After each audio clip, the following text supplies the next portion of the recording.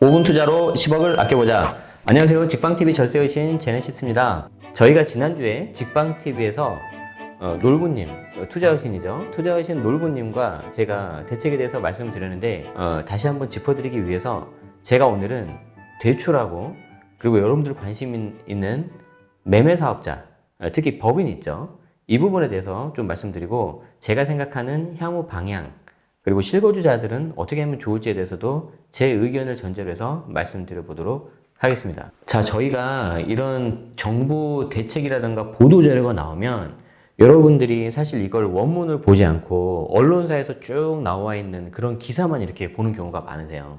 물론 바쁘시니까 그럴 텐데 그런 내용을 보다 보면 정작 중요한 정보를 놓치고 해당 언론사에서 말하는 그 프레임에 갇혀질 수가 있습니다.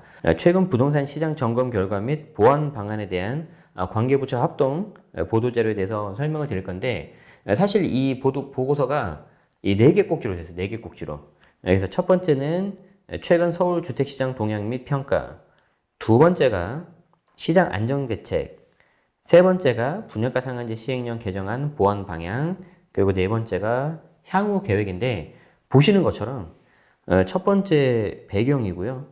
네 번째 앞으로 어떻게 하겠다 이야기이기 때문에 핵심은 2번 시장 안정대책과 3번 분양가 상한제에 대한 내용이라고 할 수 있겠습니다. 그래서 저는 이 두 가지 중에서 시장 안정대책 이쪽에 이제 대출이 있거든요. 그래서 대출과 여러분들이 궁금해하시는 사업자 특히 이제 법인이 있겠죠. 여기에 대한 이야기를 말씀드려 보도록 하겠습니다. 구체적으로는 고가주택 전세보증이고요. 이거 실거래가 9억 초과입니다.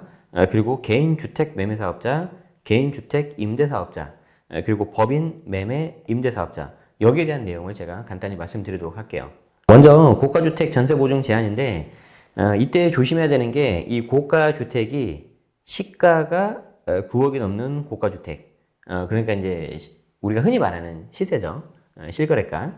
그 9억이 넘는 고가주택인 경우에는 전세대출을 공적보증을 받을 수가 있었는데 그 전에는 받을 수가 있었는데 이게 이제 앞으로 제한이 됩니다.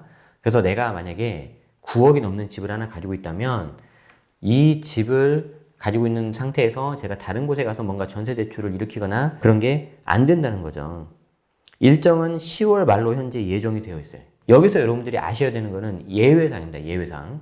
그래서 만약에 해당되시는 분들은 다음에 말씀드리는 예외사항을 잘 들어두시고 실질적으로는 대출 상담사와 한번 상담을 해보시면 좋겠습니다. 자, 예외사항에 대해서 제가 말씀을 드릴게요. 우리가 공적보증이 제한이 되는데 서울보증보험으로 이렇게 하면은 전세보증이 가능하다고 합니다. 그러니까 이제 한번 좀 빠져나갈 수 있는 길은 있는 거죠. 그런데 얘가 금리가 좀 높아요. 그래서 금리가 좀 높다. 그래서 내가 금리가 좀 높더라도 이게 필요하다 그러면 받으셔야 되겠죠. 그리고 예외적으로 인정되는 사례가 있는데 예를 들어서 근무지가 좀 달라졌다. 부부 중에 한 명이 이게 좀 더 먼 곳으로 가가지고 두 명의 근무지가 좀 달라졌다. 그러면은 전세 대출 해줘야 되겠죠. 부부가 별거하는 경우에는 대출이 나오는데 재직증명서와 근무지 확인 증명서가 있어야 됩니다. 자, 두 번째는 자녀 돌봄. 자, 인근에 부모님이 있는데 그쪽에 좀 뭔가 내가 전세 대출을 받아서 전세 집을 하나 얻어야 된다. 이런 경우에도 대출이 나와야 되겠죠. 그러면 이제 관련된 아이의 재학 증명 그리고 이게 부모님 집 근처라는 걸 확인하는 가족관계 증명서가 있어야 돼요. 자, 그리고 부모님을 모시고 살아야 되는 경우도 있죠. 여러분이 살고 있는데 살고 있는 집 근처로 좀 부모님을 좀 오시게 하는 방법이 있습니다. 이 경우에도 대출이 나와야 될 거다. 그리고 자녀 교육 환경을 좀 개선하기 위해서 다른 지역의 대학에 뭐 장기간 거주하겠다. 이런 경우도 가능하고요. 그리고 몸이 아파서 질병 치료하는데 대출이 안 나오면 안 되겠죠. 그래서 장기간 통원 치료 필요한 경우에도 된다. 그리고 마지막 중요한 거, 이 계정 이전에 전세 보증을 이미 쓰고 있는 사람, 이 경우에는 예외적으로 인정이 됩니다. 그래서 지금 여러 가지 예외 사례들이 나왔는데 이게 사실 이게 작년에 나왔던 9.13 대책에서 나왔던 대출 예외 사항들이에요. 그래서 이런 경우에는 대출을 해줘야 된다. 자, 다음으로 제가 말씀드리고 싶은 거는 사업자에 대한 대출 규제인데 대출 규제가 됐다는 것 플러스하고 제가 사업자들이 어떤 사람들인지 제가 좀 약간 설명을 드릴 거예요. 자, 지금까지는 개인 그리고 개인 주택임대 사업자 그러니까 개인하고 임대사업자인 경우에 대출 규제가 집중됐었어요. 즉 LTV 40%로 대출이 이게 조금 나왔었는데 앞으로는 이게 어떻게 바뀌냐면 개인 주택 매매 사업자 그리고 법인 사업자는 모두 대출 규제가 들어간다. 그래서 개인 이제부터 임대 매매 그리고 법인 임대 매매 전부 다 LTV 40%가 적용이 되고 금융위원회에서는 10월 14일부터 아마 이 방송이 나가는 그때부터 규제가 이미 들어가는 걸로 여러분들이 알고 계시면 될 것 같습니다. 조금 더 이제 구체적으로 한번 들여다보도록 하죠.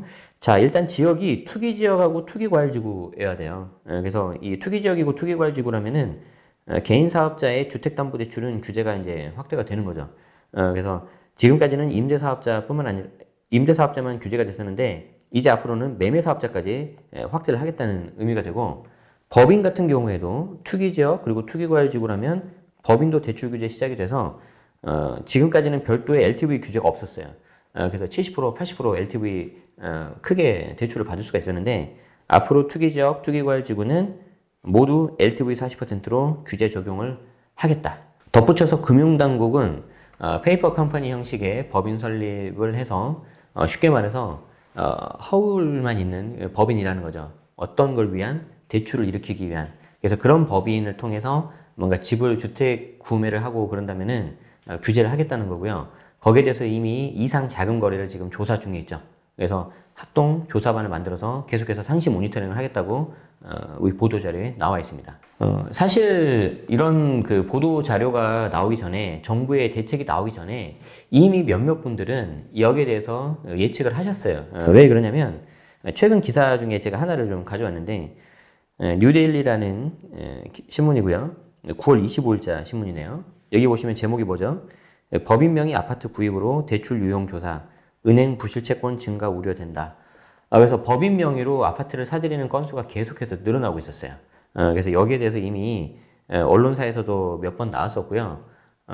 좀 문제가 될 수 있었다는 것들을 시그널이 이미 있었습니다. 그래서 사실은 대비를 했었어야 되는 거죠. 자, 그런데 이런 걸 기사를 보면 사실은 그전에는 그냥 그런가 보다 하고 넘어갈 수 있었는데 정부에서 이제 이걸 좀 막았단 말이에요. 그래서 도대체 이 매매 사업자들이 어떻게 하길래 이 대출을 좀 많이 일으키고 그리고 왜 이렇게 대출을 일으켜서까지라도 집을 사는지 그걸 제가 잠깐 설명드리겠습니다. 왜 매매 사업자 혹은 법인을 하는 걸까? 자, 우리가 만약에 집이 한 채가 있다고 가정을 해봐요. 자, 여기 우리가 이게 집이 한 채가 이렇게 있는데 이 집을 내가 만약에 이 매도를 하는 거죠. 매도. 쉽게 말해서 파는 거죠. 일반적인 경우라면은 개인이 파는 거지 않습니까? 우리 같은 사람들이 개인이 파는 거기 때문에 이 경우에는 소득세법 중에서 양도소득세를 적용을 해요. 우리 같이 이런 자연인들이라고 하는데 이런 개인이 뭔가 소득이 나면 현행 소득세법에서는 이걸 8가지 소득으로 구분하게 되어 있는데 그 중에 하나가 이 양도소득세라는 거죠. 그럼 이 양도소득세는 뭐예요? 우리가 직방TV 절세의신에서 계속해서 말씀드렸던 뭐 양도세 중과도 있고요. 지난주에 나왔던 합산과세도 있고요. 막 여러 가지가 있었죠. 그래서 그 설명했던 내용에다가 특히 정부가 작년 4월부터 진행한 조정대상 지역에서 있는 집을 팔 때는 양도소득세 중과 세금이 아주 무겁게 가는 거죠. 이게 이제 적용이 되는 거예요. 그래서 이제 계속해서 이제 세금이 워낙 많이 나오고 부담이 되기 때문에 이제 지금까지는 여기까지 이렇게 쭉 진행이 됐었는데 이게 현행 세법을 보면은 이게 또 매매 사업자를 통하면 살짝 이렇게 빠져나갈 수 있는 방법이 있거든요. 자, 그래서 어떻게 하면 된다? 얘를 사업자를 세우는 거예요. 사업자를.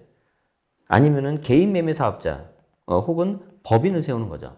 그래서 개인 매매 사업자 또는 법인으로 내가 집을 팔아버리면은 이때는 소득세법 중에서 사업소득이 적용이 돼요. 사업소득이 적용이 되면 양도소득세하고는 또 다른 거죠. 그래서 내가 쉽게 말해서 여러분들이 커피숍을 운영한다고 생각하시면 될 텐데 하루 매출이 뭐 100만 원이다. 그런데 비용이 50만 원이다. 그러면 매출에서 비용 빼면 50만 원이 이제 순수익이잖아요. 이거는 그냥 내가 하루 벌었다고 해서 이게 50만 원이 돼서 세금이 무겁게 매기거나 그런 게 아니죠. 그러니까 집을 이렇게 샀다가 1년이 안 돼서 팔아도 뭐 이렇게 40%라는 비례세율 이런 게 안 들어가는 거예요. 자, 그런 식으로 해서 계속 사고팔기를 하려고 개인 매매 사업자도 세우고요. 법인 같은 것도 세우고요. 이렇게 세우는 거예요. 그럼 이 사람들은 양도소득세가 아니라 개인이면은 종합소득 신고를 하는 거고 법인이면은 이제 법인세 신고를 해가지고 양도세 중과를 이렇게 좀 피할 수가 있었다는 거죠. 이해되시나요? 이게 이제 좀 제가 아주 기본적인 내용만 잠깐 말씀드린 겁니다. 자, 그런데 이렇게 지금까지 해왔었는데 여기에 대해서 이제 정부가 대출 규제를 기존에 어떤 제한이 없었던 거를 40%로 확 내려버린 거죠. 그래서 기존에는 대출을 내가 많이 받고 자기 돈 조금만 보태가지고 혹은 여기에 이제 전세 보증금을 받아서 집을 살 수 있었는데 앞으로는 이게 막힌다는 거예요. 그런데 여기서 이제 조금만 더 제가 추가 설명을 드리자면 개인인 경우에 주택 매매 사업자라면 이미 조정 대상 지역에서는 이 매매 사업자를 할 이유가 없었어요. 그러니까 실익이 없었다는 거예요. 왜 그러냐면 이 경우에는 양도세하고 사업소득세 중 비교과세를 통해서 더 높은 세금을 부과하기 때문에 개인 같은 경우에는 이미 의미가 없었다. 그런데 이제 조정 대상 지역이 아닌 곳에서는 좀 의미가 있었는데 앞으로는 대출이 막힌다. 그리고 법인 같은 경우에 지금까지는 괜찮았지만 법인 역시 40% 규제를 가져가기 때문에 좀 약간 규제가 있을 거다. 제가 이제 좀 주변에 좀 투자하시는 분들도 있고 좀 이렇게 좀 정보를 들어보니까 저도 이제 안테나를 쭉 세우고 이제 듣고 있단 말이에요. 들어보니까 이제 법인의 경우에는 또 이렇게 나름 또 방법을 해서 좀 이렇게 좀 우회적으로 하려는 그런 모습도 보이고 있어요. 그런데 제가 드리고 싶은 말씀은 우회적인 방법을 하면 된다 그게 아니고 항상 이 규제라는 거는 뭔가 이렇게 좀 허점이라고 해야 될까요? 이런 부분이 있다는 거죠. 그래서 이게 좀 어떻게 계속해서 잘 될지는 한번 두고 봐야 될 것 같습니다. 자, 지금까지 제가 대출 규제 그리고 사업자에 대한 내용 간단히 설명을 드렸는데 여기에서 끝나는 게 아니고 다시 한번 이 보도자료를 한번 보겠습니다.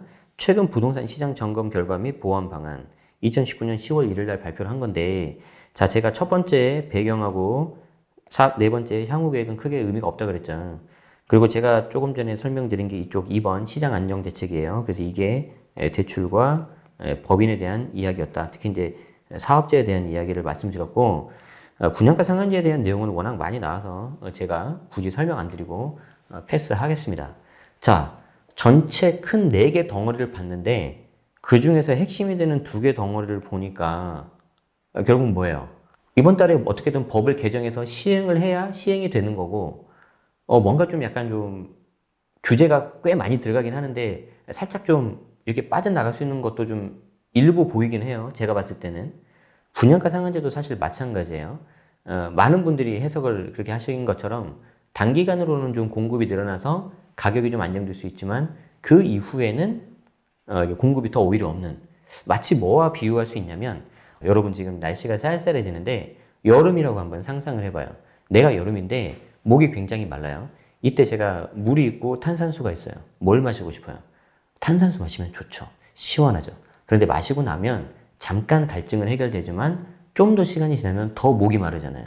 그럴 땐 차라리 그냥 물을 마시는 게 더 좋단 말이에요. 저는 이 분양가 상한제가 약간 그 탄산수 같은 놈이라고 좀 생각을 하고 있어요. 그래서 결론이 뭐냐면 이 대책이 어느 정도까지 실효성이 계속 갈까 살짝 의구심이 드는데 이건 제 개인적인 의견입니다. 그래서 그거를 바탕으로 해서 제가 무슨 말씀을 드리고 싶냐면 여러분들이 만약에 실거주자를 원하고 있는 사람이다. 내가 내 집 마련을 하는 사람이다. 혹은 1주택자인데 2번 주택으로 갈아타기를 하고 싶다. 그러면은 여러분들은 아마 지금 현재로서는 분양을 청약 같은 걸 많이 생각을 하고 계실 텐데 청약도 청약이지만 기존 주택도 같이 좀 보시면 좋겠다. 그리고 최근 다른 내용이지만 제가 서울 같은 경우에 쭉 보면은 전세가 같은 경우에 계속해서 낮다가 최근 들어서 좀 많이 반등을 하고 있는 것 같아요. 그래서 그런 것도 좀 보면은 여러분들이 좀 실거주 잘하면은 내가 할 수 있는 여력 내에서 한번 좀 이렇게 해보는 것도 좋지 않을까 생각이 되고 지금 이 방송이 나가는 게 2019년 10월 달인데 이게 아마 이제 1년 아니면 2년 정도 지나서 하면은 이제 제 말이 맞았는지 틀린지 알 수 있겠죠. 그래서 그런 부분은 좀 보시면서 한번 판단해 보시면 어떨까 하는 마음에서 오늘 10월 1일 부동산 대책에 대해서 다시 한번 말씀드렸습니다. 지금 개인 대출도 잘 안 나오는데 이게 다 대출 낮춰버리면 사실 실제로 내 집 마련은 되게 더 어려워지는 거 그렇죠. 그렇죠. 그러니까 내 집 마련이 이제 현실적으로 더 어려워지고 사실 이런 매매 사업자라든가 법인이 그래도 어떻게든 구매를 해서 세를 놓잖아요. 근데 그런 임대용 물건도 더 안 나오겠죠. 그러면 어떻게 되냐? 근데 물량은 쏟아질 수 있잖아요. 분양가 상한제 시행을 하면 단기간에는. 그러면 그 물량은 누가 소화할 수 있을까? 되게 고가인데 대출이 안 나와.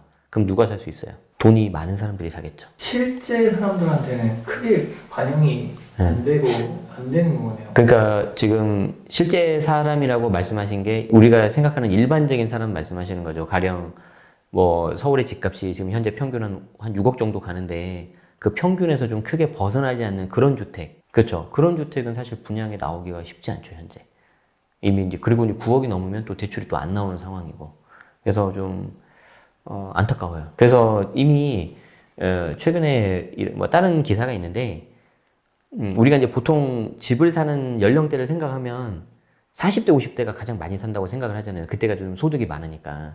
그래서 40대가 가장 많았었는데 최근 7, 8월 달 보면 30대가 이걸 넘어서 버렸어요. 30대 서울 아파트 매입 건수가 40대를 넘어서 버렸어요. 되게 저도 좀 놀란 거였는데 그럼 이 사람들이 어딜 샀냐 봤더니 노원구. 그러니까 상대적으로 서울에서 조금 이렇게 좀 약간 좀 저렴하다고 할 수 있는 곳. 그리고 두 번째는 송파구. 그러니까 좀 어떻게 좀 대출을 어떻게 활용을 했던지 아니면 좀 증여를 받았던지 이제 거기까지는 모르겠는데 아무튼 그렇게 거래 건수가 그렇게 나오더라고요. 저도 좀 놀랐어요. 그래서 그런 데이터를 좀 보면서 시장이 좀 어떻게 움직이는지 좀 봐야 돼요. 자, 오늘 내용이 도움이 되셨다면 좋아요와 구독 그리고 알림 설정까지 부탁드리고요. 저는 직방TV 절세의 신 제네시스였습니다. 다음 주에도 더 도움되는 정보로 여러분들을 찾아뵙겠습니다. 오늘 방송 시청해 주셔서 고맙습니다.